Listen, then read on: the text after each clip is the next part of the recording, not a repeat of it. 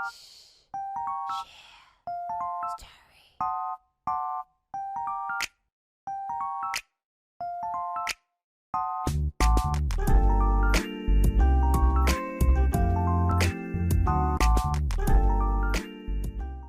Assalamualaikum dan salam sejahtera. Saya Cikgu Linzat dari Akademi YouTuber Malaysia Ayu. Selamat datang ke channel Simply Being Linzat.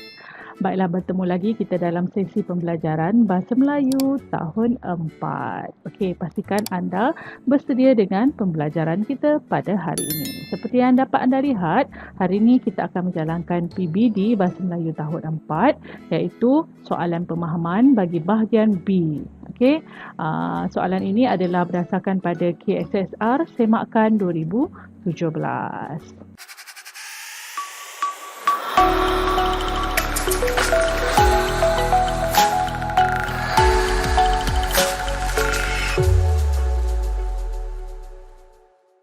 Pemahaman.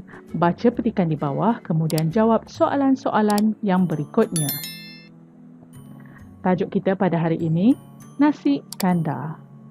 Nasi kandar ialah makanan yang popular terutamanya di negeri-negeri utara di Malaysia. Biasanya perniagaan nasi kandar ini diusahakan oleh masyarakat India Muslim yang telah lama tinggal di Malaysia. Restoran nasi kandar ini tumbuh bagai cendawan selepas hujan. Berdasarkan sejarah, nasi kandar mula dijual dengan menggunakan kandar. Penjual akan mengandar nasi dan lauk untuk dijual kepada buruh di pelabuhan. Sejak itu, nasi kandar diminati oleh semua peringkat masyarakat. Antara hidangan istimewa di restoran nasi kandar ialah kuah-kuah yang dicampur ke dalam nasi. Kuah ini termasuklah kuah kari, kuah kurma dan kuah kicap. Kuah yang dicampur sekata akan menjadikan rasa nasi itu sedap dan istimewa. Biasanya hanya pekerja yang mahir yang dibenarkan melakukan kerja ini. Kini banyak restoran nasi kandar yang beroperasi selama 24 jam sehari. Hal ini menjadikan restoran nasi kandar sebagai pilihan masyarakat Malaysia untuk menjamu selera. Bijak kata. Tahukah anda apa maksud kandar?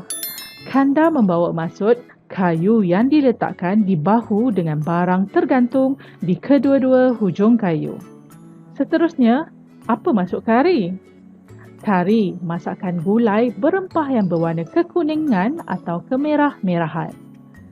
Seterusnya, maksud kurma. Kurma adalah masakan gulai berempah yang berwarna kelabu. Sedapnya. Jawab soalan yang berikutnya. Soalan pertama, nasi kandar amat popular di negeri-negeri. Nampaknya popular adalah kata kuncinya. Jom kita cuba tengok perenggan yang pertama. Nasi kandar ialah makanan yang popular terutamanya di negeri-negeri utara di Malaysia. Dapat tak kata kuncinya di situ? Popular di negeri-negeri utara di Malaysia. Jadi jawapannya, anda hanya perlu letakkan utara di Malaysia. Jom kita baca ayat ini. Nasi kandar amat popular di negeri-negeri utara di Malaysia. Seterusnya, soalan nombor 2. Bagaimanakah nasi kandar mendapat namanya? Apa kata kunci di sini ya? Mendapat namanya adalah kata kunci bagi soalan nombor 2. Jom kita cari kata kunci dalam perenggan kedua.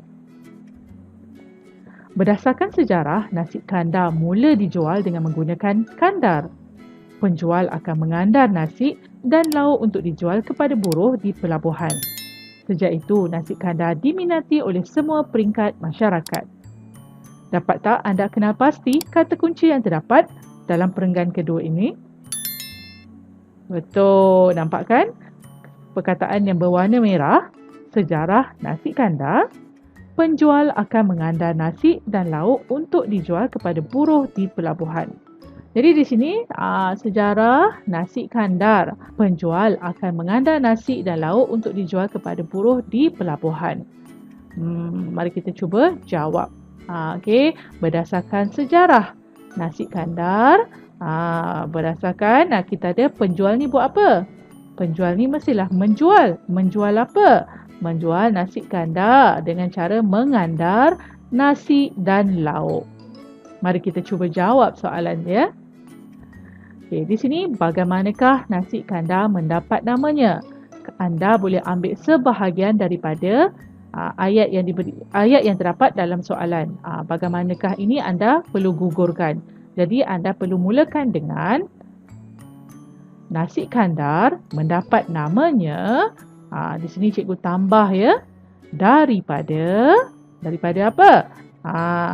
Sejarah penjualan nasi kandar yang menggunakan kandar untuk membawa nasi dan lauk. Dapat ya? Kita ulang.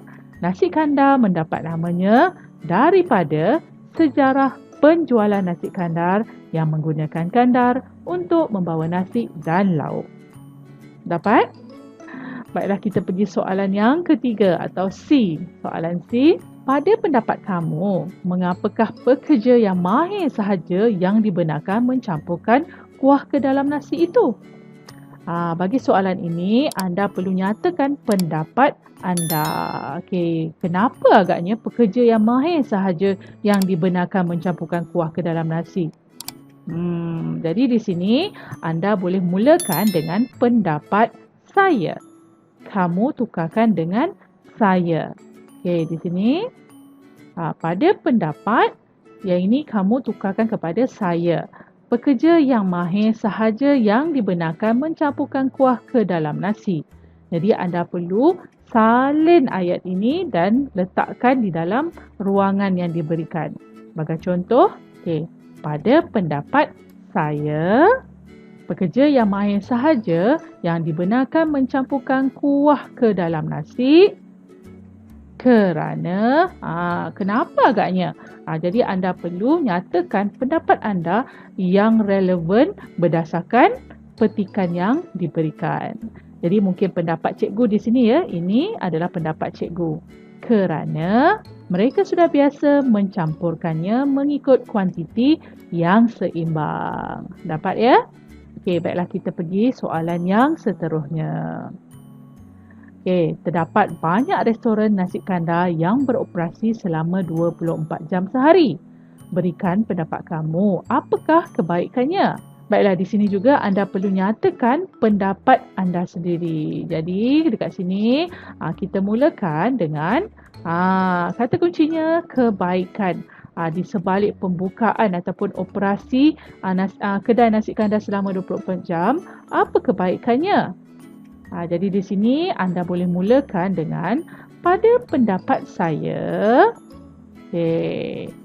Restoran nasi kandar yang beroperasi selama 24 jam sehari, anda berikan pendapat anda. Berdasarkan pada sekiranya kedai itu buka 24 jam.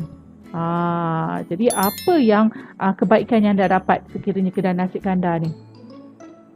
Betul, rasanya pendapat anda dengan cikgu sama. Di mana akan dapat memudahkan penduduk sekitar untuk mendapatkan makanan pada bila-bila masa. Dapat tak?